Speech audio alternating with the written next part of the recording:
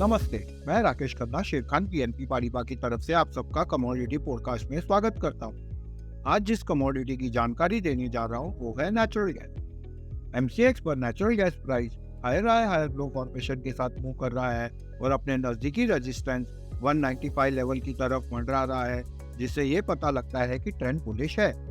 Natural gas price अगर अपने नजदीकी रेजिस्टेंस 195 लेवल को ब्रेक करता है तो ऊपर में 203 एंड 210 लेवल का टारगेट देखा जा सकता है। नीचे में इंपॉर्टेंट सपोर्ट 175 लेवल पर है। अगर ब्रेक करता है तो ट्रेंड रिवर्सल हो सकता है। प्राइस इंडिकेटर एमएससीडी बुलिश है। धन्यवाद।